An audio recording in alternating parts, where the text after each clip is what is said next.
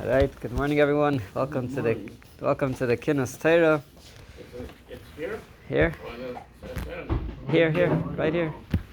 Right here, right now.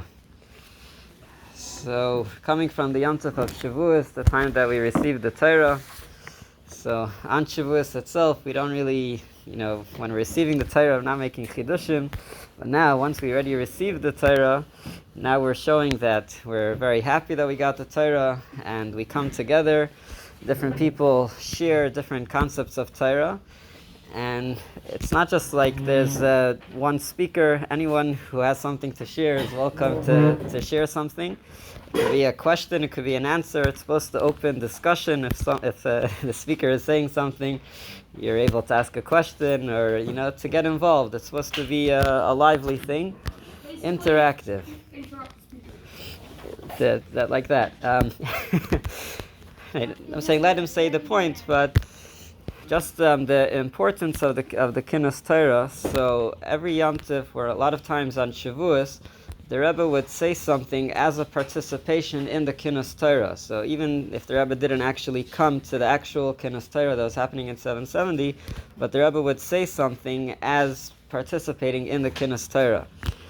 It's an interesting story to show the importance of this Kinus. There was someone who was going to get married, and he was speaking with his future father-in-law, outside 770, while the Kinus was going on. And the Rebbe came out, and the Rebbe saw them talking.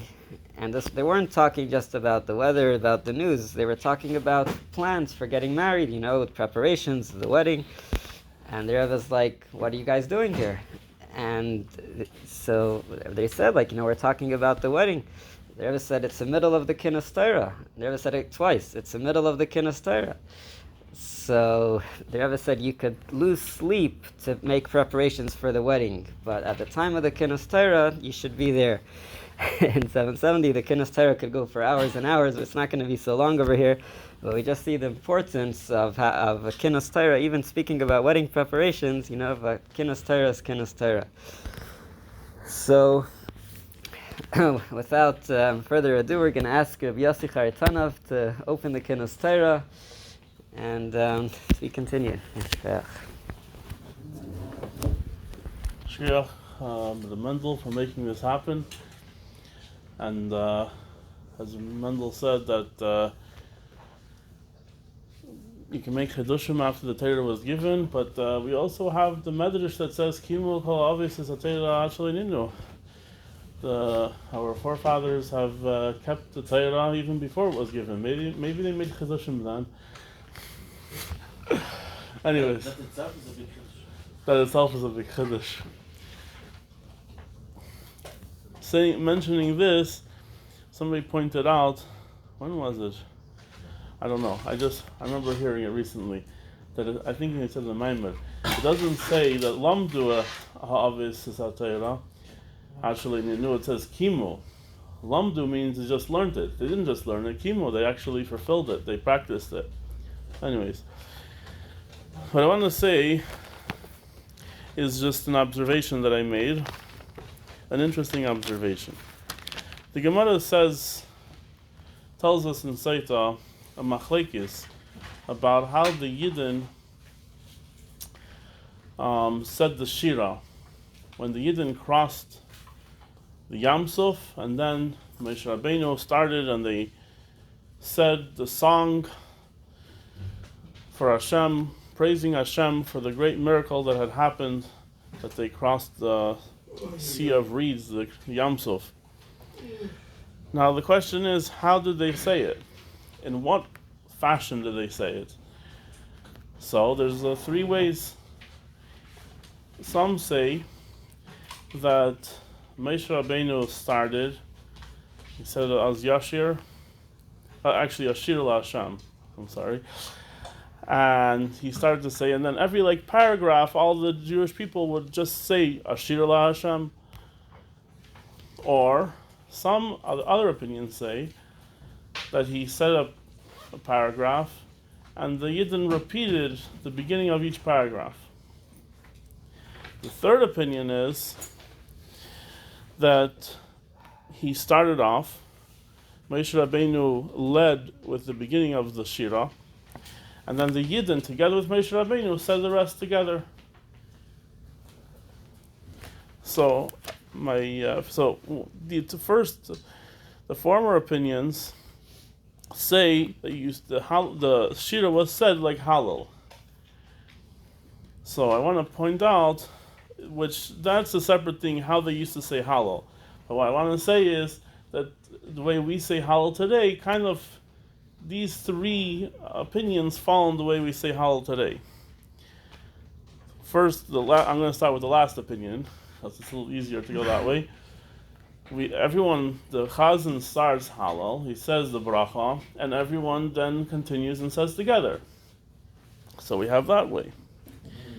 Then, if you go to Hallel Hashem Kitev Ki Lilam Chazdei, the Chazan says Hallel Hashem Kitev Ki Lilam Chazdei, and then everyone says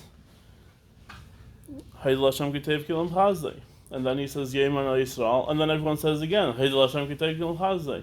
That will be like the opinion that says Shir La Hashem. They keep on saying Shir La Hashem. And the middle opinion, going a little out of order, is that at the beginning of each paragraph, the Yidden repeated the beginning of each paragraph, and that's what we do. And also in Hallel, by Ana Hashem Shiana, the Chazan says Ana Hashem Shiana, and then everyone says again Ana Hashem Shiana. Ana Hashem Matzlichana, and everyone repeats Ana Hashem Matzlichana. That's my observation.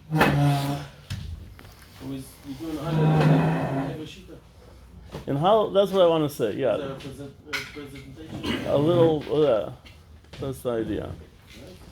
That's the end of one thing. Then I have a question.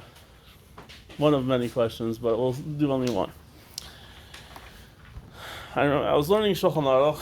Hilchas Kiyas Shofar, the laws of blowing of the shofar, and the Alter Rebbe brings in Shulchan Aruch that we have to blow 30 blasts of the shofar. Why 30? Because we are in doubt of how the shofar should really be blown. Really, there should be either 9 or 10. I don't remember. I didn't look this up right now, but either 9 or 10 really. I think it's 9. However, since we don't know which type of cry, there's different ways of crying.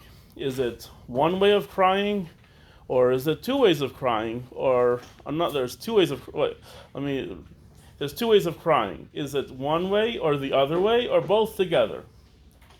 So since we don't know, so we do all of them. We do one type of crying and the other way of crying, and then we do them both together. I thought that was, one second, I'll finish the thought and then you can ask your question. So I thought maybe that was a little bit more of a recent problem, a question that came up after many generations. But then, as we have the Shir Yemi of Rambam, and the Rambam was from one of the Rishonim, he lived, 1,000 years ago, 900, something like that. And he brings the same thing. This is not something that came up in the Achreinim, it's something that came in the Rishonim, and maybe, I don't know, till one back. But Rosh Hashanah, this is like the holiday of the year. Everyone knows Rosh Hashanah. Everyone, it's even in the non-Jewish calendars in America, I think, as well. How did they come to such a doubt and question of how the blowing of the shofar is blasted? All right, now you can ask your question. That was my question. You said you didn't know is the blowing of the shofar 9 or 10. So if it's the number we have to blow is 30, that would mean that the number is 10. Well, okay. If anyone has any answer for my question, I don't know, but that's, I conclude. Is it similar to what you indicated on what it says in Soita about Moedim?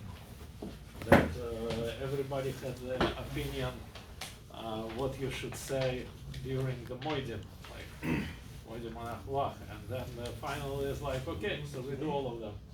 Oh, you're now bringing another kind of worms. Why is it called Moedim B'Rabbanan? I mean, Moedim, the other one's also B'Rabbanan. Wait. You didn't do the Siyum of Soita. What's the connection? You mentioned Masechet Soita, so let's we just finished Masechet Soita. If you finish it, you can see him. Maybe I don't know if it. Maybe after the Kinus we can make a siyum. We every year somebody makes a siyum here Okay. before Shavuos. Yeah, before we have more time before Miracle first night of Shavuos than any other Shabbos. Okay, maybe we'll make the siyum at the end of the Kinus Torah. Thank you, Rav Yossi, for sharing with us the insights and questions. You know, a similar thing is actually about the tefillin. We know we put on Rashi and Rabbeinu Tam. There's different. Some people do 4 pairs of tefillin, and you know when did tefillin start? In the days of Moshe Rabbeinu, what did he put on? Did he put on Rashi or Rabbeinu Tam? However, the Mendel, I can make a little distinction. He put both. I can make a little distinction over here because when it comes to blowing the shofar, it's not a machlekes, an opinion in Torah itself. We just don't know how the shofar is actually sounded. When it comes to the tefillin, it's a machlekes of you actually in Torah how to do it. So there is a little distinction. You're saying that by tefillin there's different opinions. By shofar, it's a question in what it is, in the metzias, and what's the cry. What is a cry like? Okay, so we'll look further into it, and that's part of the idea of the Kinus. What did they do in Beis Hamikdash? For the shofar? Yes. That's why Rabbi Yossi is asking, when did this question start? When did the question about how to blow the shofar start? Probably after the Churban. We have to look into it. That's a good question. All right, moving on to our next speaker. We have had the zchus of having with us a special guest from Montreal, Reb Chaim Baruch Teitelbaum HaKohen, and we're going to ask him to share with us some Divrei Torah. And like it says, Al Yipater Adam Mitay Chaverei Ela Mitay Dvar Halacha. So, you know, this way we're going to remember him until he comes back to visit us next time in Buffalo. You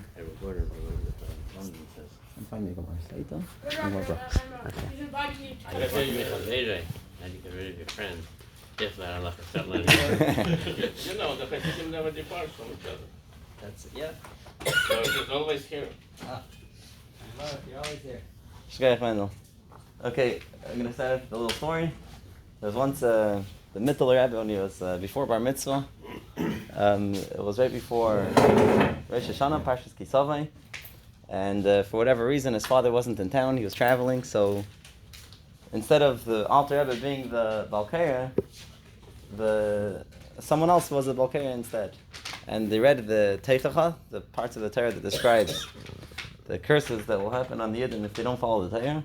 And he felt so weak and sick because of the things that he heard that it was a question whether or not he could fast that year on Yom Kippur. That's the story. Again? Closer. Some Gedalia is closer, correct. What? Yeah, what's the question? He was 12 years old, he wasn't doing Bar Mitzvah. Very good. Okay, what else?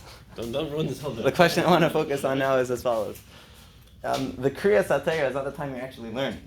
It's probably every year he learned Chumash, learned Chitas, the Rebbeim always learned Chitas. He was learning Chumash since he was 5 years old probably, with his teacher. Even when his father was in town, he still learned Chumash with his teacher. And the way he understood the Teichacha was explained to him by his Malamed. Why is it that the Kriyas HaTorah is what made the difference? And not, if his teacher taught him Al-Pi Chassidus, then he knew already how everything was in truth brachas. It shouldn't bother him what the Balkaya read. He knows already the deeper meaning of it. That's exactly it. Again? It's a lot. Yeah, when he's hearing it from the Alter Rebbe, it's almost natural to hear the deep meanings of the Chassidus behind it. With the teacher, But Alter Rebbe didn't give any explanations, and he read. No, but between him and the Alter Rebbe, it was almost natural to hear it.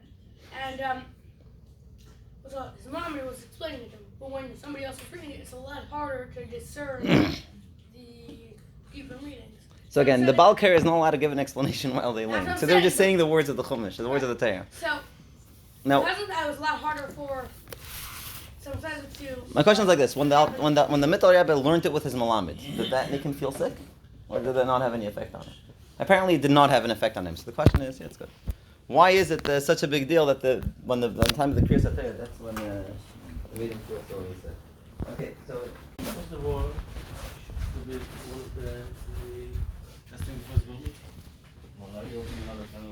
There's no such a thing as printing disobedience. No? Yeah, the Our third class is a made up thing that Halacha everybody now, follows. it's with something we do, but not. But regardless, it's not like put the is trying to prove how sick he got. On the test. Oh. Is that it impacted his ability to get?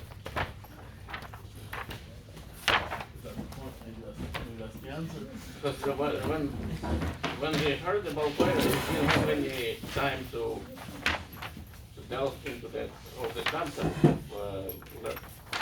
what they are all about. Okay. In Gemara Saita, there's a Gemara that says like this. Amar Rabba Baravuna. Rabbi Baravuna says, once a Sefer Torah is opened, you're not allowed to speak to another person, even if it's regarding matters of halacha. The proof to that is the pasuk says, "Uve pischai amdu kol ha'am," and when he opened it, the entire nation stood. And the Gemara explains, "Ein amida ela shasika." That it doesn't mean they just stood; it means they were silent, they were quiet. Okay, so the Gemara has a very proof that you're not. The Rabbi Ravuna says a halacha. Once the Torah is opened for kriyas haTorah, no one's allowed to speak at all to their friends, and they're not even allowed to speak to each other, to learn words of Torah. It has to be completely silent. And the pasuk they bring out, it's not clear in the pasuk they have to be quiet. It says in Pischa, when they began reading the Torah, the whole nation stood up. Gemara explains it doesn't just mean they were standing; it means they were actually quiet. Whole machlokes whether it means that it only means you have to be quiet, but you're allowed to sit, or some will say you have to be quiet and you have to stand. But one thing's for sure is that you have to be quiet during kriyas haTorah. That's the Gemara in Saita. Now in Gemara Barachas, there's another discussion here on the same subject. They're speaking here about leaving the shul during kriyas haTorah.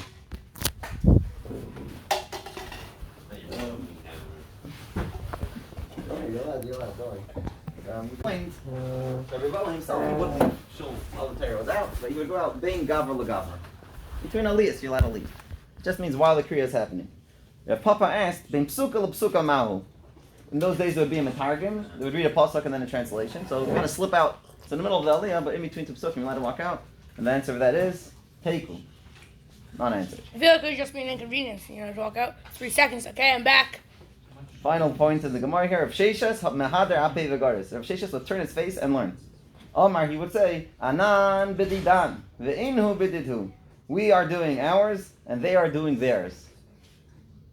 So again, Rav Sheshas would turn his face away from the Torah and learn. And people would come to him with arguments, I'm sure. Hey, Kriyas HaTorah, what are you doing? What difference does it He make? said, they're going to learn the Torah. They'll do what they need to do. And I'm going to do what is our job. So the clear question obviously is, what's the question now? Two Gemaras. Again, in Gemara Saita, let's see the words over here. Rabbi Baravuna says, no, not at all. Once the Sefer Torah was opened, you're not allowed to talk even b'dvar halacha. Also, l'sapar afilu b'dvar halacha. Here we say, Rav Sheshas mahadar api v'garis. What's the question? It's not a question. No. Because he's learning for himself or speaking to someone else. So we're saying Rav Sheshas, when Rabbi Baravuna says you're not allowed to, also l'sapar afilu b'dvar halacha, it's only if it's loud. No, it's to someone else. Speaking to someone else. That's alone. So that means that you don't have to listen to Kriyas Torah, you just have to make sure not to disturb other people that are listening. Also, to Rav Sheshas, it didn't make a difference which way you look. Huh? It was blind. Could be. Okay, very good. So the thing is, there's Taisvus here in Saita, Taisvus and Brachas, and each of them say 3 answers, and they're not the same 3 answers. Plus, almost all of the Mefarshim discuss it. There's probably a few dozen answers on this, and any answer you can think of is Masana a good answer. So one of them is that's true. You're allowed to learn quietly, not allowed to speak aloud, and the reason is you shouldn't disturb those who are listening to Kriyas HaTorah. No, any other answers? Whatever you'll make up, those probably is mentioned somewhere in the Mefarshim. At least that's good. Okay. Rav Sheshas Yehuda or the Kriya? Very good. Another one. He's very Yitzhak Kriya. Very good. So it's a similar idea. Another explanation is that Rav Sheshas was blind. No, very good. What's the story there? Well, I didn't prepare the story well. How do you know Rav Sheshas was blind? I think it's. I learned it. I think it's in Menachem Mafkid, where it says that when his way he was one of the Hasidim of his generation, and what he would do to make sure that there was no things that no broken glass or anything, I think it said he would burn them. And so the Gemara asks, wasn't he blind? Right. He was blind. That's how I know. Very good. So Rav Sheshas Says was that blind. in that case it doesn't make In any order to difference. learn the Torah, you have to be able to read the Torah. Since he couldn't read, he didn't have to learn. And since he was potter from Kriyas HaTorah, he had no chayv. So again, he was able to learn. That explains why he said they're busy with what they're doing. Right. I'm busy with I don't have a chiyuv. They're learning. They have a right. Whoever, and according to these answers, the halacha would end up being that whoever's either already heard the Torah, or they're blind, or they have no chiyuv, whatever the case, they're yates already, they're no chiyuv, the halacha of Rabbi Ravuna doesn't apply to them. Or you can say, maybe he's going to listen to Kirtan and by another minion. He's going to learn, he's going to hear it later. So as long as he's quiet and he's not disturbing others, that's also fine. The most popular answer that it seems like amongst the Rishonim, including the Rambam and Talmidei Rabbeinu Yoina and a lot of the big Rishonim, is that Rav Sheshes was Terasei Umanasei. He was different. He wasn't a regular fellow. Rav Sheshes wouldn't stop anything for learning. So it wouldn't stop his learning for anything. So he was allowed to continue learning even during Kriyas HaTorah. But ordinary people are not allowed. Now, one of the reasons why they say this is the most popular answer is because in Gemara Brachos, it says you're not allowed to talk during Kriya, and there's no exceptions there. And it doesn't say, if the halacha was you're allowed to learn quietly, or if the halacha was, if you're already Yaitse, you're allowed to learn. It should have said, Asa l'saper, and Hani Mili if you didn't fulfill your chayv yet. But if you already heard Kriya, or if you don't need to hear Kriya, you're allowed to talk. But in Brachos says you're not allowed to talk at all. But there's no exceptions there. Why doesn't it say the exception in the Gemara Brachos? It should have said, Rav Sheshes did it, and the reason is because he was an exception. But in one Brachos seems like there's no exceptions. So these Mefarshim learn that these days there's no Terasei Umanasei anymore.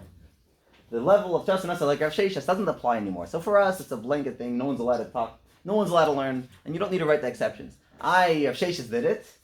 He's an exception to the rule, and he was only then, and it's not relevant to the sugya these days anymore anyway. So therefore, it's not l'maisa. It's not a practical thing. That's the way many Mefarshim learn it. Now, there's one more answer, which is that Rav Sheshes started learning before the Aliyah started. And they say that's why it fits in. Rav Sheshes fits in with the Gemara. So you're not allowed to leave while there's Kriya. You are allowed to leave between Aliyahs. Between Psukim, we're not sure about. Now, Rav Sheshes, he would learn during Kriyas HaTorah, and they said the way he would learn is that he would start learning before the Aliyah started. He wouldn't leave the shul. He would start learning. And like this, people would complain to him and say, what are you learning for? He would say, I started learning before. Everyone knows that my learning right now is not because I don't care about Kriyas HaTorah, but I was busy with it from beforehand. So it's not being results on the Torah, and therefore it was allowed. And stopping would be bittul Torah. Again? Stopping would be bittul Torah. It's true. That's a separate question, because we know that it says, Mevatum Talmud Torah l'Kriyas HaMegillah, that you have to stop learning in order to hear the Megillah. But Kriyas HaMegillah itself is learning. Yeah, but we know that is bittul Torah. It's still considered bittul Torah. So the question is, Kriyas HaTorah would be the same level. So why does everyone have to hear Kriyas HaTorah? Tell everyone to open the Gemara instead. Why are we listening to Kriyas HaTorah for? Okay, because it's a necessary halacha midrash. After this whole pilpul between these two Gemaras, let's go to Shulchan Aruch. In Shulchan Aruch it says that the first thing's on the Gemara Brachos, in one halacha, one seif. It says, once the Balkariya opens a Sefer Torah, also l'saper, you know how to talk afilu with different Torah, afilu bin gavra l'gavra, you can't talk at all. Now, then it says, V'yesh matirim ligres b'lachash. This is the first answer we're going. Some say you're allowed to learn quietly. V'yesh aimrim, that if there's 10 people that are hearing Kriyas HaTorah without you, you're allowed to learn. V'yesh matirim, if someone is Terasei Umanasei. And he ends off, V'yesh matirim, somebody who started learning before the Aliyah started. Okay, that's the Shulchan Aruch. So I guess the halacha is that's aser, with 4 yesh matirims. Apparently we're mixing together the two Gemaras. They have first the Gemara of Brachos, says you're not allowed to talk. Then we mix together the Rav Sheshes, what was it he learned? So there's 4 explanations why he learned, and those are the 4 exceptions to the rule. Rav Sheshes wasn't arguing. Rav Sheshes agrees you're not allowed to talk ordinarily. Just all these exceptions. Now, on the Shulchan Aruch, we know that whenever there's a yesh emrim and a yesh emrim, which opinion is he preferring? In the Klolim of Shulchan Aruch it says, so there's 2 yesh emrims, he prefers the second opinion. Here there's 4 yesh emrims or 4 yesh matirims. It means he prefers the last one. So it comes out according to the Shulchan Aruch that if a person is, if it's the middle of Kriya, you can never start, even if Terasei Umanasei, never an exception. The only heter would be if you started before the Aliyah, and even then, somebody which really wants to learn a lot, and he can't stop himself, and he started earlier, then it's okay. But everyone else would never learn during Kriyas HaTorah. Now, this is all based on the Rishonim and Shulchan Aruch. Now, in the Achronim, there was a fellow from the city of Izamir. I don't know where that is. And he sent, again? Turkey. Perhaps. And a Tzur Bamir, a young Talmud Chacham from there, and he wanted to argue with Kol HaMefarshim Bazar. All the Rishonim. Now again, every Rishon talks about it. And this is somebody that lived in the past 300-400 years. So Anachir. And he wanted to argue with all of the Mefarshim and to explain that this Soshav Sheishes would learn and said Anamadidan Inumadidu, it wasn't during Kriyas HaTorah. So let's remember again what the Gemara says over there in Saita. It says you're not allowed to walk out in the middle of laning. You are allowed to walk out between aliyahs. In between psukim is Teiku. And if Sheishes would learn. Now, when it says if Sheishes learn, when exactly was he learning? We get three possible options. Either he was learning in the middle of Kriya, which is the way all the Rishonim learned it. Or he was learning between aliyahs. No one learns it that way. Or perhaps he was learning between psukim. Now, while the Metargim was translating, he was sitting there. Rabbi Sheshes knew the translation already. He knew how to learn. So he's sitting here waiting for them to be Metargim. While this Tzurvim Rabbanan learned that the last section, which says, between psukim mahu, the answer there is Teiku, if you're allowed to leave the shul then or not. Rav Sheshes, however, would learn then. And he would say, Anan v'didan. Those of us which know how to learn already, we know what the psukim mean, we don't need the Metargim, we could learn now. Inhu, those that still need the Targum, they'll listen to the Targum. But even if Sheshes would never dare learn during Kriyas HaTorah, even though Teirasim Nasa, and even if he started before, and even though he did it quietly and he had yates and he was blind, every exception you can learn didn't apply, it's not existent, none of these Atayim are real. Now, it created All a big... of the Rishonim disagree with him. Nobody mentions it. No, they disagree with him. They disagree with him. They So don't take it as a possible explanation. So there's Talmidim of the Chaim Voloshin there, which he learns this. This is the Pirush Amiti, it's just the best answer you'll ever find. This is the real way things are meant to be learned. Everything else, they're being How can you say just the same? Others say, how you talking to say? There's a big controversy. They have sharp letters running back and forth. In the times of the Alter Rebbe around, some say they swear by it. They say this is the best answer. Others bash it. They say Haytachin Chas Shalom to say that the Rambam didn't know this answer. He couldn't figure it out. Clearly, this is not the way to learn it. And says that the way he learned it, one of the Chayim there right says the Rambam for sure had a Messiah from his teachers all the way back to Rav Sheshes, which know what happened when Rav Sheshes was learning. They saw it with their eyes. They can't start saying new Pirushim now. Anyhow, it became a big controversy. Now, what? Apparently, this Pirush came from a Talmud of the Talmud of the Arizal. There's a whole thing. Who exactly was the first one to come up? It doesn't say the name even of the one who said it. But apparently, it had some yachas to those which were following the learning Pnimius HaTorah. That Rav Sheshes would never learn during Kriyas HaTorah ever. Now, when it comes, so in the times of the Rebbe Rashab, the Rebbe Rashab wrote a famous letter called the Mudar Rab al Dvar Kriyas HaTorah, and over there he gives a pirush on the Shulchan Aruch. In the Shulchan Aruch it says Osir l'saper afilu b'divrei Torah, and then it says Yesh matirim. Now the wording there seems like the Yesh matirim is another opinion. First of all, without any Yesh Aimrim, it says Osir l'saper afilu b'divrei Torah. And the Yesh Matirim seems like it's a secondary opinion. So we said earlier, if there's two Yesh Aimrims, you follow the second. But here it's first a Stam and then a Yesh Aimrim. The wording should have been better. The wording should have been better if it would have said, like a Hanimili type thing. You know how to talk, but you are allowed to, if this case, in Yesh Aimrim, this case, in Yesh Aimrim, that case. That's not the way it's written. The first opinion is written Stam, it's always Asr. And the Rashab learns in the Mechaber, that the Mechaber holds like this answer. That first of all, Asr, and that's the Halacha. Everyone, even Rav Sheshes, no one is allowed to talk during Kriyas HaTorah, even Divrei Torah. No exceptions. However, Yesh Matirim, and that's a secondary opinion, it's only B'di'evet. If you want to rely on the Rishonim, B'di'evet, you can rely on it. But L'chatchila, the Halacha is, it's always Asr for everyone, even with all the exceptions combined. Even Terasim Nasa and Potter and already Yetza and quietly and started before Kriya, it's all Aser, La Halacha. Again, B'di'evet, there's other Rishonim to rely on. So. But what about a person who, there's some people in those times that they were always learning and were even allowed to skip davening? Terasim Nasa? So again, according to this, they would have to listen to Kriya also. If they're not in Shul is one thing. But if they are in Shul and Kriyas HaTorah starts, the Terasim Nasa have to stop learning. They don't have to stop for davening. They don't have to stop for any other mitzvah in the Torah besides the Kriyas HaTorah. That's the way it turns out, which is a shocking thing.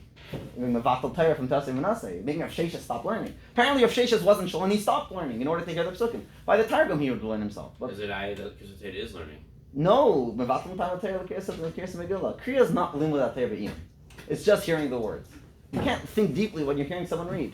So, Especially at the speed some people read. Al Pi Nigla might be hard to understand the reason for this Pirush, but the Rebbe Shabrimidi goes on with quoting the Zohar, and we have the Pirush of Baal Shem Tov, which makes things a lot easier. He says over here, the wild ones, a quote from the Zohar, roughly translated, says, Katzalik Sefer Torah Tamon, when they put the Sefer Torah on the Bima, it says everyone has to make sure to pay attention and to listen, to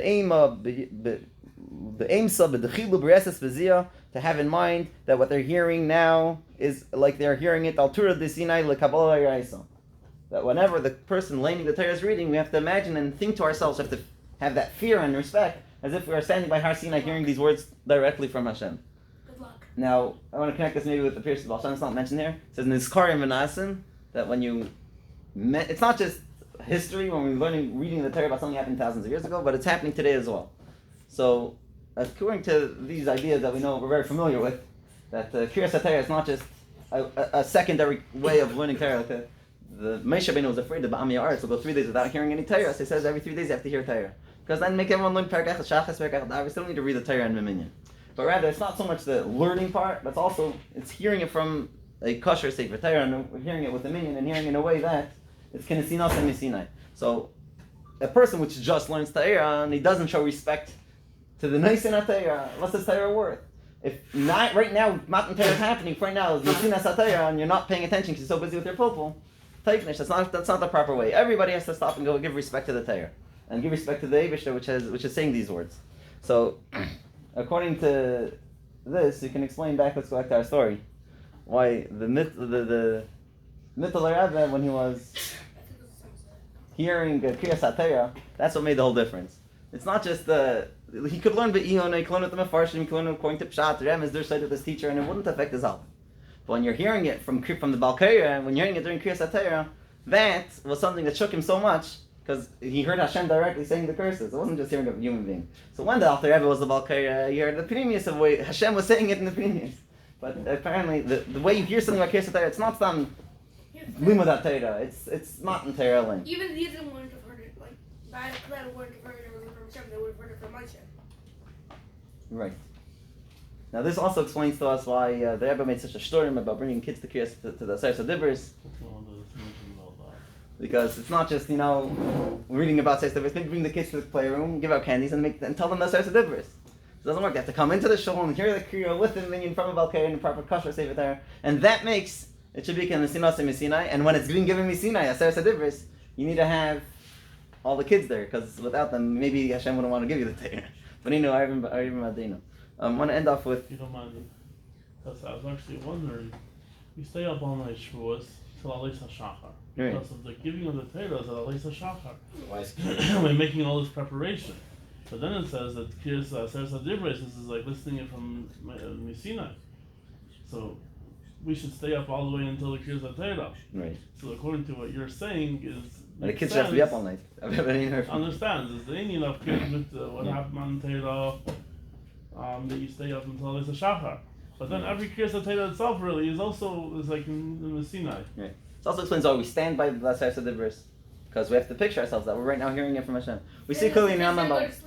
Apparently the kids didn't go to sleep that time. By Hakel also he says clearly in the Rambam that we have to picture ourselves as the king is just a shliach, but it's Hashem's words being said. Yeah.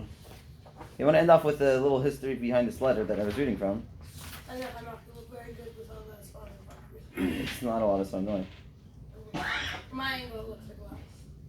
There's this letter from the Rebbe Rashab was written down by Reb Shmuel Kaisev, the head Maitik in Lubavitch. He was the writer, and this was written up by the Rebbe Rashab right before Shavuos. They hung it up in the shuls and they put it all over and they made copies so everyone could learn it and read it. And a short time later, I think it was on the second day of Shavuos, the Chassid Gershon Dave Paharer told the Rebbe Rashab how the Chassidim are thankful to the Rebbe Rashab for the Hisayrus, for the inspiration that he gave them about listening to Kriyas HaTorah Kedina. He felt it was it made a big change it made a big effect on the Chassidim. So the Rebbe Rashab told him on the second day of Shavuos, he says, giving credit and giving thanks for an inspiration is through Payal Taiv, is through actually following what it says there. But Payal Mamish. It says it's very clear that those who listen to Kriyas HaTorah Halacha, besides for the fact of fulfilling a mitzvah of Hashem, the very factor of giving respect to the Torah, it awakens Rachamim, mercy of Hashem on him and on his family, the Ruchnius and Begashmius. So, Levi should help. But, Mashiach now. Well, you said anything about the history? That's the story. After the letter was After. given. The history you said that before the... No, I don't know this is Okay, so then I have a question. What made the Rebbe Hashem to write this? No, I don't know. So I have a question about Maybe they were your, learning too much during so I have a question about the story of the Mitchell Rebbe. So why didn't he, complain when he heard the Alter Rebbe? Because Because the Alter Rebbe wasn't saying it with all the, It sounded from you that, from this that it says, Vatim Teo le Kriyas HaMegillah, that you considered every Kriyas HaTorah like the Kriyas HaMegillah. It's like a bit of Torah. I don't think it's true. Why not? I think it's only about Kriyas HaMegillah. Otherwise you would say, Mevatlim No, Talmud Torah l'Shmiyas Tzadikos. because the It's a bit of reason, Chiddush. no, because the It's not to reason say that given, Kriya the reason is the given same for thing. Megillah The being, Megillah's a bigger Chiddush. Because line It's only on Megillah. but the reason given, I'm sure. I don't have the reason given in the Gemara that it's Megillah is B'Tor Torah would apply also to Kriyas Torah. So It says in the Gemara because if I'm what is the learning something, it's a much. Shmi has to do with I'm understanding. I'm learning on a higher level than I am when I come here and I listen. What Shmi has to do with being blind. Gemara says what's that's Because not that's Chris has to be from within a sefer. What means You have to read it from the sentence. Right, that's about Torah. Gemara says Right. it's a higher He was level. listening. Yeah, but if you're not able to learn, Like if of you're not learning, able to do it, that's learning very to fucking be hard. hearing. But he Because still Megillah- listen. The halacha blind people are more And, fucking No, about the Kriyas HaMegillah, I know it says. All right. It's about every Kriyah. Moving on. Thank you, Reb Chaim Baruch, for sharing us with us words about Kriyas HaTorah, very connected to Shavous. Just to add a few things, the Alter Rebbe asks, right before the Aseres HaDibros, it says Lamer, that Hashem said all these words, Lamer, saying. Saying means that you should say it to someone else, but we know that all the Yidden were there by Matan Torah, so why does it say Lamer? Who are we supposed to say it to? And the Alter Rebbe says that Lamer means to repeat, that not only by Kriyas HaTorah, but every time a Yid says Torah, it says we're supposed to learn it in a way, be'emo, be'yira, with awe and fear, like we're getting it from Har Sinai.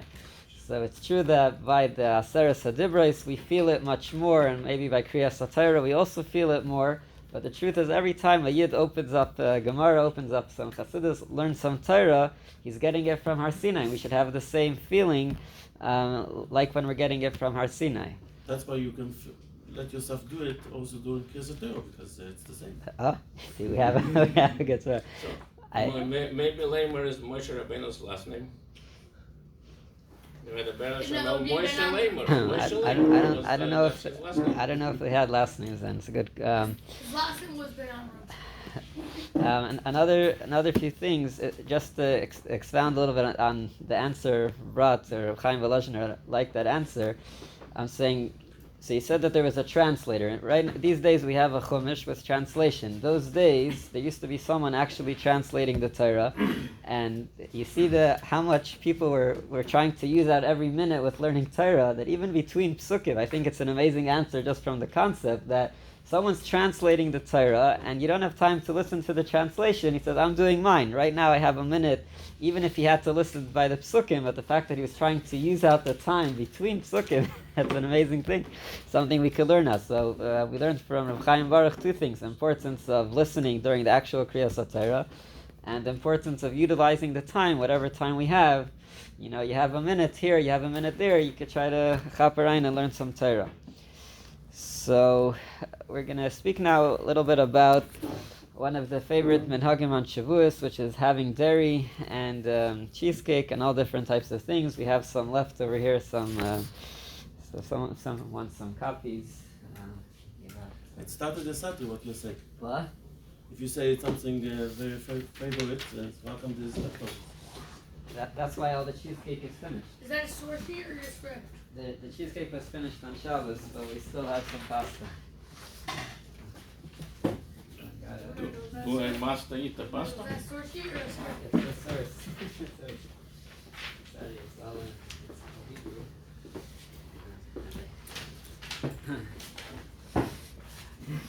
All right, so yeah, it's a minhag. I realize that there's actually a lot of minhagim related to Shavous specifically. There's not so many mitzvahs about Shavous, but there's more minhagim. So what's the reason for the minhag for eating dairy? We'll see soon. So the words are minhag Yisrael Torah. We'll discuss soon. So one of the earlier sources and reasons for eating dairy on Shavuos comes from the Kolbay, and it says that we eat dvash v'cholav. See people eating milk. It says here also honey. I don't see too many people eating honey on Shavuos. I don't know, maybe put some honey in the cheesecake. But it says that Torah is compared to honey and milk. It says dvash v'cholav tachas l'shoinech. What? It's zavas cholav udvash. That's right. It's connected to Eretz Yisrael. But it says also honey and milk should be under your tongue. Tachas l'shoinech. And it says why should it be under your tongue? Because we're actually referring to the secrets of the Torah, which should not always be revealed. Sometimes they should stay under your tongue. That means you know they're there. What? If they're under your tongue, that means you know them.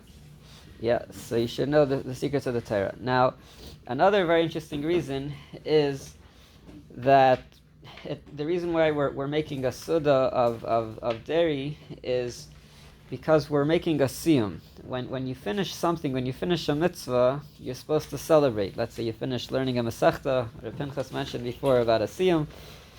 So the whole from the second day of Pesach till Shavuos, we're doing a mitzvah of Sfiras HaOmer. We're counting the Omer every day. How do we celebrate finishing the Omer, counting the Omer? We make a dairy suda. We make a suda to celebrate the completion of the mitzvah of Sfiras HaOmer. Interesting idea. That would make it more worth it. And some people say that they do the milchik meal the first night of Shavuos. Why? Because that's when we really finish the Sfira, right? You count it. We only start Shavuos by nighttime because then you have 49 complete days. So when you have the meal celebrating the completion of Sfiras HaOmer, the night of Shavuos. Most people have the dairy meal, the day of Shavuos. According to this reason, you could have it the night of Shavuos. Another interesting reason. Doesn't you say here that the reason why it's milchik is to distinguish between Sudas Yom Tov and the fact that you're completing this Sfira? Yeah, thank you for pointing that out. The reason why it should be milchik is because to be able to show that it's different than the regular meal of Yom Tov. Thank you for pointing that out. And usually the meal of Yom Tov is of meat, so that's why you have something of milchik, because this is a special meal celebrating the completion of the Omer. So could my Yom Tov meal be milchik and my meal for finishing Sfira be fleshliks? To do the opposite way, to do the other way around, but most people have it of meat, so that's why people wouldn't. I do it the other way around. It's a good question, something to think about. So another interesting reason, Rav Tzadok HaKohen Mulublin, he says that, a baby, what does it have? It nurses its milk, mother's milk. And, the baby doesn't get food from any other sources. It gets it straight from the mother. So Matan Torah is the milk, and we're trying to show that it's something that comes directly from Hashem. Just like a baby that only nurses gets the mother's milk. So we're receiving Torah, and we're reminding of the source of the Torah, which it comes from Hashem. We'll see. There's a lot of different reasons. Now, another thing on Shavuos, we know that there was shtei halachem. In the Beis Hamikdash, they would bring 2 loaves of bread. So how do we make a remembrance to commemorate these shtei halachem, these 2 loaves of bread? So we know you're not supposed to have milchik and fleshiks together. We don't have meat and milk. So if you're having one meal with milk and one meal with meat, so you're going to have bread 2 times. You're going to have bread for a dairy meal, and you're going to wash again for a fleshika meal. So you have shtei halachem, you have 2 loaves of bread. That's actually what's brought in the Ramah, which in the Shulchan Aruch, it brings this idea that we're trying to remember the shtei halachem, the 2 loaves of bread. The Mishnah Brura brings the answer, it's a very famous answer, that when the Yidden got the Torah, they got all the halachas of shechita, they had to shecht and to do different things. And what are they going to use now? Their knives and their utensils are not so kosher. So they said they're going to have some milchiks, which milchiks is easier to prepare. Maybe you don't have to This answer is pretty complicated because to make a cheesecake you also need to have kalim, you also need to have things. So why were just their meat utensils not kosher? What happened to their dairy utensils? They also have some problems. I guess they have a set. So then why do we eat cheesecake now? Maybe we should just drink milk. It's They may have already had a milk translation set. before. So that's another question. Maybe they were careful before. So who said that their kalim were not kosher? It says that they did the Torah even before it was given. So how do we know that their kalim were not kosher? Maybe they all knew that somewhere along the line there was a problem. The kelim before were klei noch. How can you rely on that? So that's what the Rebbe actually says, that the problem was not so much that they mixed the meat and milk or that the kalim weren't. It's because before Matan Torah they weren't really considered Jewish. Afterwards they became Yidden. So what was before, the vessels from before were kalim of a goy. It's not so much the problem about the mixing meat and milk. It's a problem as who they were before. They weren't really Yidden. Now they were Yidden. What were they before? What? Were they goyim? So that's they were, I guess, Bnei Yisrael, children of Yidden. Bnei Yisrael is Yidden. The name Yidden came later. When did the name Yidden come? Yidden, I think, was Yiddish word. So it came when Yiddish came. So we weren't Yidden until But Yiddish. now, Okay, so basically, we have here another answer, very interesting. We know that Moshe Rabbeinu, what day was he born? Moshe was born on Zion Sivan, and it says that his mother was Zion. Okay, good. People listening. People No, listening. in potential he was born. He was supposed to be born on Zion. Right, because he was early, he was premature. So Moshe was born Zion Adar, and it says that his mother was only able to hide him for 3 months. And then afterwards, she had to put him in the basket, put him in the water. So what happened? They put him in the water, but now, how's the baby going to eat? What is it says that Moshe Rabbeinu wasn't going to nurse from anyone or have any milk which is not Chalav Yisrael. He's not going to. It says the mouth that's going to speak Torah, going to hear the words from Hashem. You can't have not Chalav Yisrael. You can't have something which is not kosher milk and not from a Jewish source. So what happened? It says that the Basio, the daughter of Parai, went around and she found the mother of Moshe, and she actually nursed Moshe. So when was that? 3 months later, Zayin Adar is basically Shavous, Vav, Vav or Zayin is Zayin Sivan. So to remember this miracle that Hashem made, that the mother of Moshe should nurse Moshe and he would be able to receive the Torah, which was connected to milk. That's why we have dairy on Shavuos. To remember this. Cow's milk. Huh? But it's Chalav Yisrael.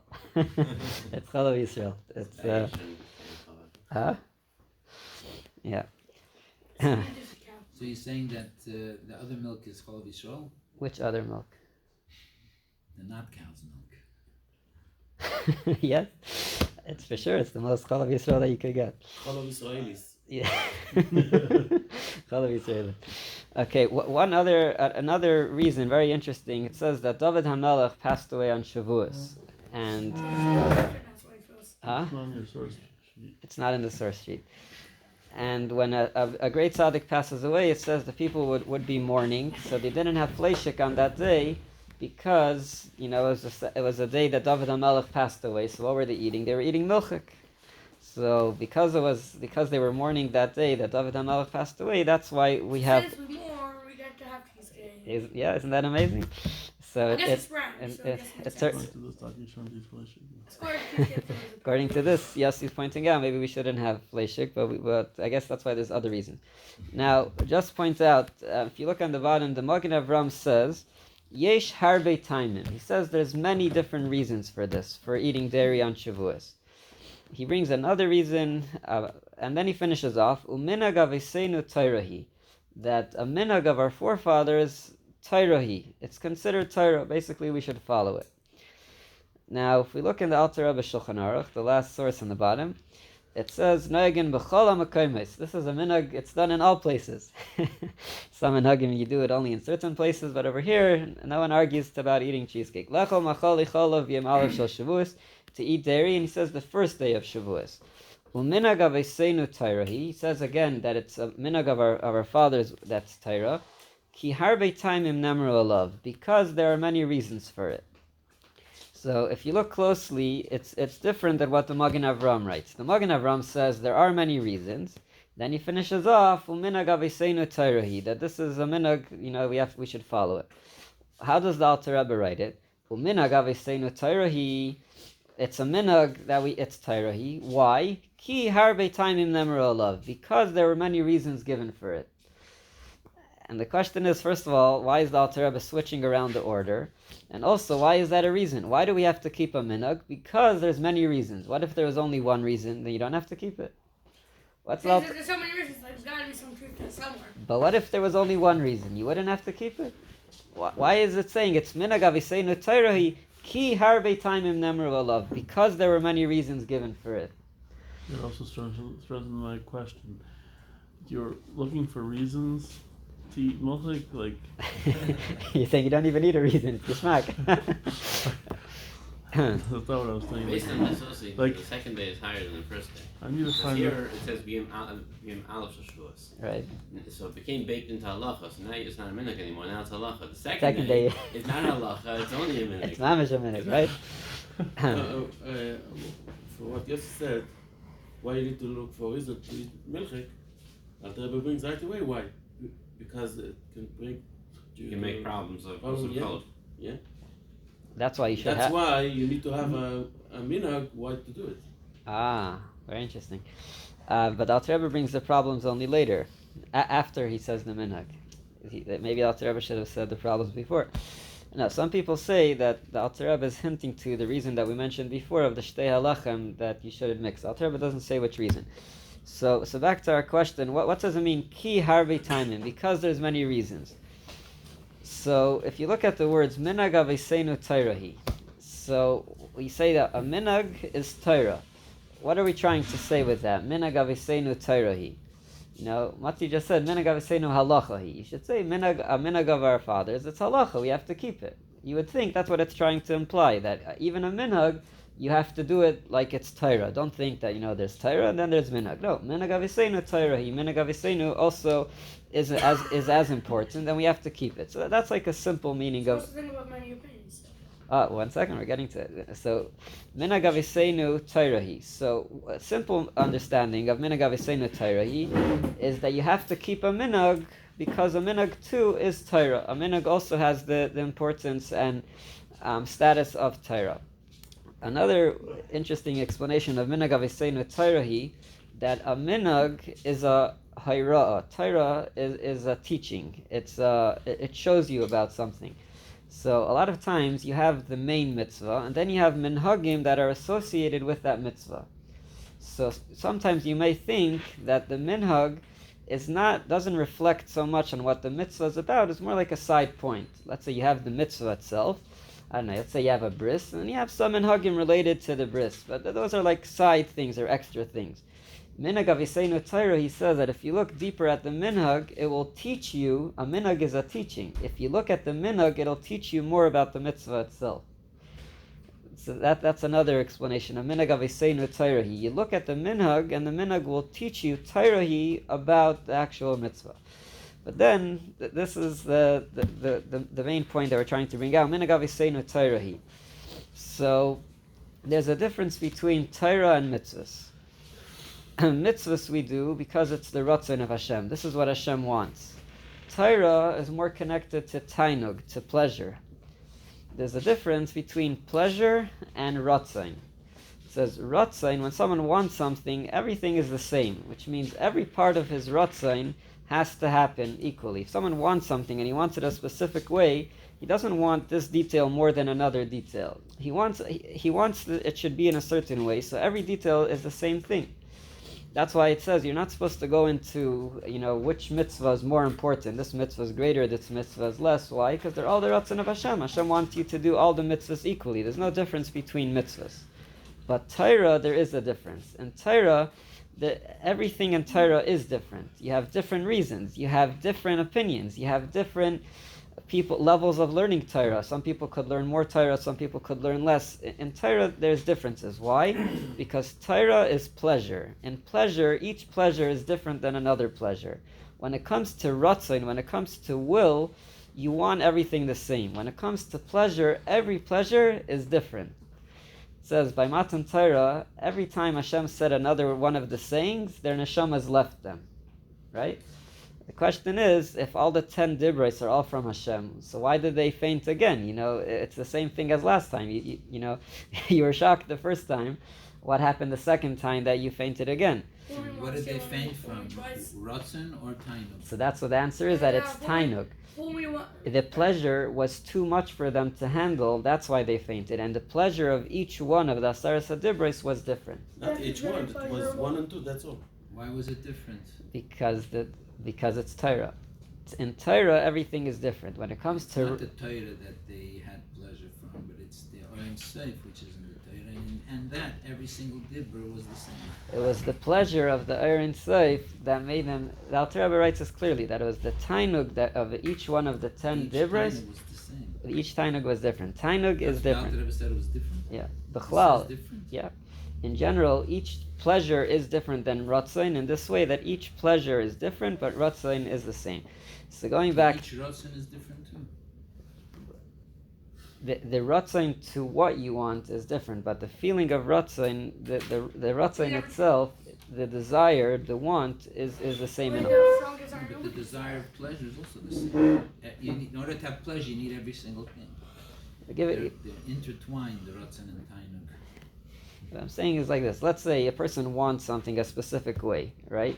So if one of the details are off, then his Ratzon is not there. You don't. Tainug also. No, because by Tainug, you could have a pleasure from this specific thing. You don't have to have a pleasure. It doesn't have to be exactly. What if the cheesecake? Exactly. You could have even if it's not, there's a certain geschmack in this, a certain geschmack in that. You could find Tainug. You could find Tainug and a different Tainug in different things. All right, we'll leave it. We'll leave it for more discussion. Tainug and Ratzon. I know in Samach Vav there's a whole discussion of Tainug and Ratzon, but this is the difference. That in pleasure there are differences. Ratzon, it's all the same. So back to our question. Minhag aviseinu Torah.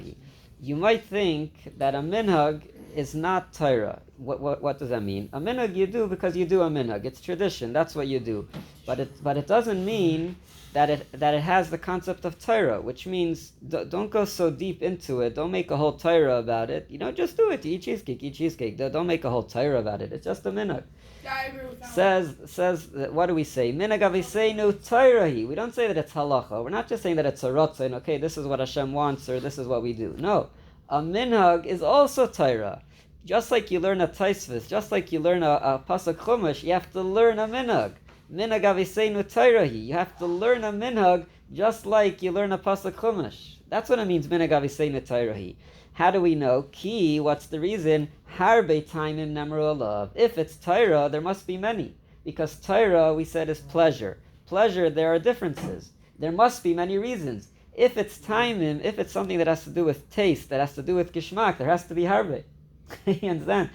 You want to say that every minhag has the timing? Yes, because every minhag is Torah. So you have to learn a minhag. Let's see if let's go through the Alter Rebbe Every Shulchan Aruch, and we see how many times he writes the timing about everything that brings that it's a minhag. You have to say it once. This is the rule. This is the Say general once. cloud. The first time.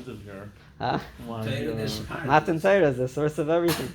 Minhag aviseinu Torah. Why is it Torah? Ki harbe taimim. Because there's many reasons. That means that it's Torah. If it would be a mitzvah, there would only just be one reason. Because it's Torah, that's why harbe taimim nemru alav. So what do we see from here? We see from here, that's why, first of all, you have to have many cheesecakes, right? Harbe taimim. You have to have a lot of... Exactly, very good. Harve taimim. There has to be different flavors because harve taimim. If it's pleasure, there has to be different. There has to be many. If it's just ratzon, you just have one cheesecake and that's it. No, harve taimim. There has to be many different flavors. But we also see over here that the same way that we have to be happy and enjoy Torah or doing something which is the main mitzvah, even a minhag, we see over here the importance of a minhag. That even a minhag we have to do with gishmak. just like something which has a tam, that has a taste, you do it with geschmack, so to a minhag, you really have to go into the minhag, to go into the Torah, to really understand it with all the different reasons. And Even one of these minhagim, no one has a problem having a tainug. And this is, I think, it's a big klal that it's not just about here. This tells us that every minhag we should really go into it and really try to understand the deeper meaning of it and the many reasons of it. So it's minhag aviseinu Torah. All right, we're going to be moving on. We're going to ask Reb Moshe Goldstein. Reb Moshe is connected to Matan Torah. Moshe Ad Moshe to share with us some Divrei Torah. So Moshe Matan Torah and the Goldstein is what after? The Moshe Ad Moshe will come. Asara Zohar. The Asara Sadibros are connected to gold. So when I learned this Rambam, my eyes popped out. Ein peidin es hashvuyim b'yesr al demeim ibnei tikun ha'olam. That I knew. Shelo yihiyu ha'edim reitim achareim l'shpoisem. What? Please translate. Oh. Ein peidin es hashvuyim b'yesr al demeim. The Rambam describes the great mitzvahs. This halacha is in Matnas Aniyim. It's in the halacha of tzedakah. And he says the greatest tzedakah is that when you redeem a captive, somebody was captured or kidnapped, a Jewish person was kidnapped, and the kidnappers want Ransom. Huh? Ransom. They want ransom. They say, give us money and we'll give you your loved one back. So the Rambam describes how that's like the greatest mitzvah. It's all the mitzvahs. There's no mitzvah as great as redeeming, ransoming a captive. Because it's also tzedakah because he's hungry, he's thirsty, he's naked, and he's in danger. So that includes all the mitzvahs, all the good mitzvahs. However, the rule is that you do not ransom a captive more with too much money. The sages instituted many. No, Tikun Ha'olam something else. You play that they shouldn't ask. Ein peidin mesashvim b'yesr al demeim b'nei tikun ha'olam.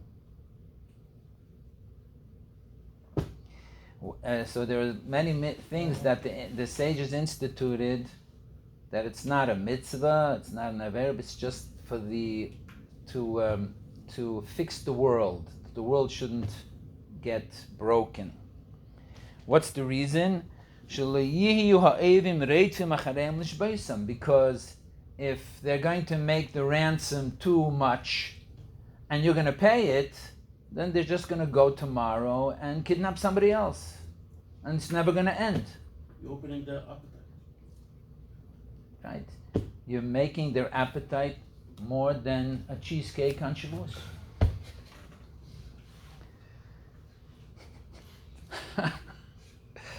Right? That's interesting. As a matter of fact, there's a famous story of the great a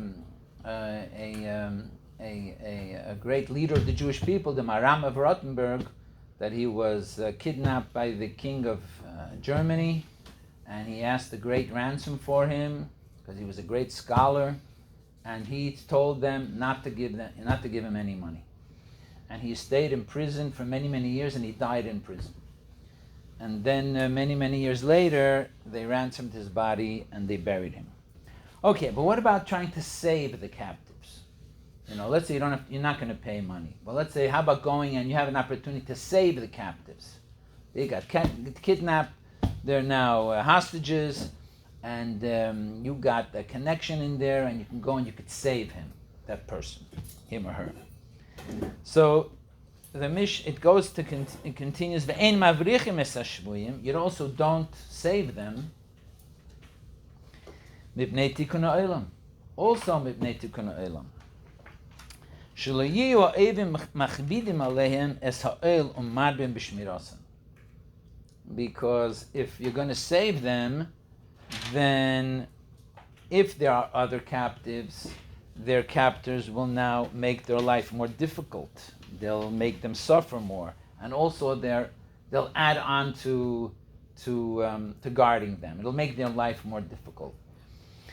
And if you look a little bit deeper into this, even if there's only one captive, it's tikkun ha'olam, which means in the future they'll be, the next time they take a hostage, they're going to be very tough with them. But if you don't ransom them and you don't try to save them, it'll be easier for them.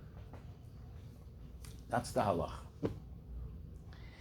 Now, if you look into this halacha, you see what it's talking about is that people that are kidnapped for monetary gain.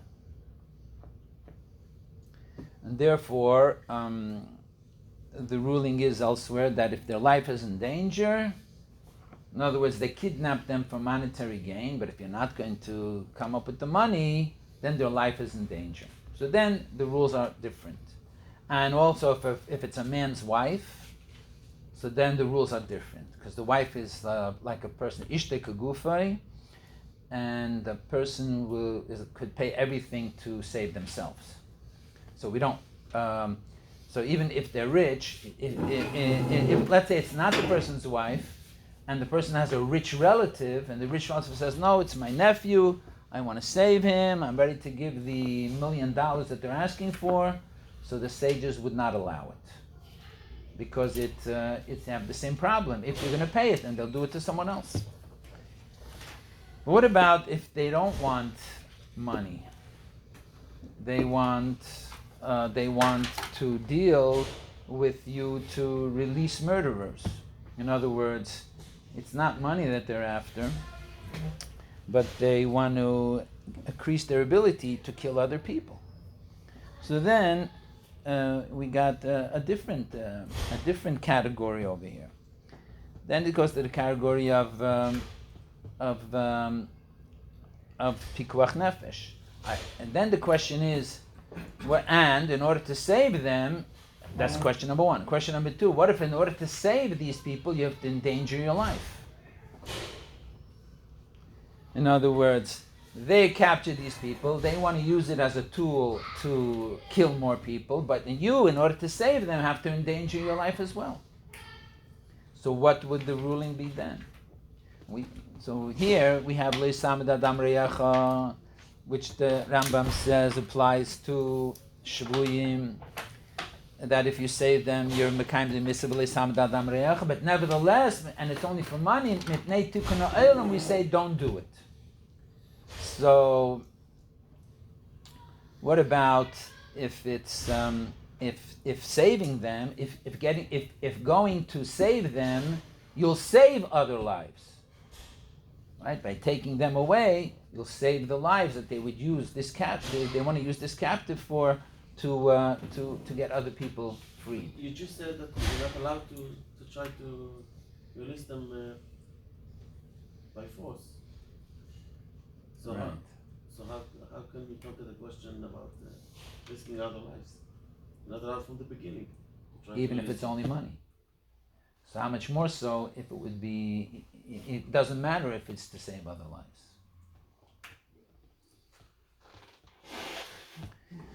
Anyway, so besides the thing of tikkun ha'olam, this rule could only apply if there's this need for tikkun ha'olam could only apply if there's no danger in trying to save them. What if there's a danger to try to save them? Doesn't the mitzvah of Lo Yisamid Adam Reyecha also apply when there's a danger? And this we're saying here that you shouldn't save them, and we're talking about, but there is no danger. But it should also apply even if there is danger. Even if there is danger, it should also, shouldn't need tikkun ha'olam, because it's a danger to save them. So we have the rule that we have the halacha that you're not allowed to stand by the blood of your brother, and that mitzvah in itself is an interesting mitzvah. What if does the Torah mean that you're supposed to endanger your life to save someone else? What do you think? Are you supposed to endanger your life to try to save someone else? Is that what the mitzvah of Lo Yisamid Adam Reyecha?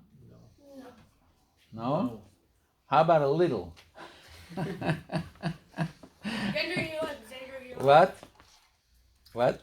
Endangering your life is endangering your life. If I risk my life for it, then there's a good chance that both of us will end up dead. Okay, so then so then what do you need the mitzvah lo yisamad adam reyacha? If you're not endangering your life, it's v'afterecha kamecha. Somebody is in danger of his life. You're standing, he's drowning. You're standing over there with the life with the life thing that you throw at him, and you don't need a mitzvah lo yisamad adam reyacha. You just say after kamecha. Throw him the life jacket. The mitzvah's to sacrifice and break your arm or something. Like not life, but if you break your arm. Some people break their arms; they could die from it. That's risking People your wouldn't life. die from it. Some people might. A healthy person wouldn't. What if you're not healthy Then and you just break your arm? Then you don't go risking your life. So we have an interesting thing by Lo Yisamad Adam Reyacha. Rashi. What does it say right after? Lo Yisamad Adam Reyacha? Ani Hashem. Why does it say Ani Hashem if there's no danger? So you have an interesting Rashi over there. Rashi says that what is the case, an example of Yisamad Adam Reyacha? K'gayin ha'tevea ben nahar. Somebody is drowning in a river. V'listim b'chaya listim b'yim alav. And an animal or robbers are approaching him. All right. So here we see that there is a bit of a danger. But Rashi changes from the source. In the source in the Gemara, it says that Tevea ben Nahar v'chaya ra'a listim v'chaya ra'a Tevea ben Nahar or a chaya ra'a or listim mizuyim b'yim alav. And a really wild animal or armed robbers are coming to attack the person. Then L'Yisamad Adam Reyacha. But Rashi changes that. He takes out the armed robbers and he takes out the chaya, right? Just says chaya. And he connects that he's drowning and an animal or a robber is coming to attack him. And the reason he changes that is because if a person is being attacked by, let's say, a lion, so as we said before, if you're going to save him, you're also going to be now in the position of being attacked by the lion. So then what did you gain? That's not the mitzvah. And if a person is being attacked by armed robbers, what are you going to, if you're not armed, what are you going to gain by putting yourself in the same situation? So what does the Gemara mean? What? So what does the Gemara mean? I am right. I don't know. We have to think about that later. But I'm sure shal mikra. It means that the person is that person who's in danger is in a weakened situation where there's a weak threat on the person. Where you, who are not in that weak situation, wouldn't be at that threat. But still, it's a little bit of a danger. So that's why it's Ani Hashem. So if that would be the case, that would be a little bit of a danger to save the person. We wouldn't need the Tikkun Olam not to be paid the Shvuim. But if it is a danger, so then, because we would have the Lo Yisamad Adam Reyacha. Swim with a buddy. Huh? Swim with a buddy. So the reason the Gemara says that you shouldn't ransom a captive is because they're going to jump on it. They're going to do it again and again and again. No, you shouldn't ransom a captive for too much. That's what? You shouldn't ransom them if they're charging too much. Because they'll do it again and again. If it's just a little bit. What? Oh, yeah. Okay. So what do we see now in the situation in Israel? We see exactly this, that when Israel ransoms the captives with releasing terrorist murderers, that's exactly what happens. They want to do it again and again and again. And they do it again and again and again. And it causes more and more death. It doesn't gain anything. The same thing when Israel gives up land. What? Same thing when Israel gives up land. Gives them what? Gives up land. Right. It's like, yeah. I'll give up land. You give me land. Total peace. And then I can't get any more land. Yay. Number one. Number two, we also see that going to save the Shvuyim actually causes the death of those who go to save them. So so it's questionable in my mind that l'cha'ira, it's even though there's many things that cannot be taken into consideration, it's a question if al pi Torah it's something that should not be allowed.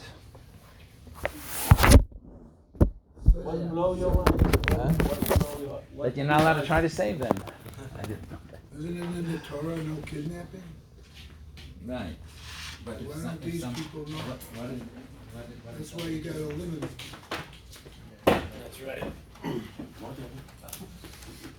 All right. Thank you, everyone. Thank you, everyone, for joining in the Kinus Torah. Thank you, And Mendel, for organizing it. we should keep up the spirit of Shavous and studying Torah throughout the year with the Geshmak. And we should have the Kinus Torah with Mashiach. We should hear Chidushim from Mashiach himself. Have a good day, everybody. Baruch Hashem.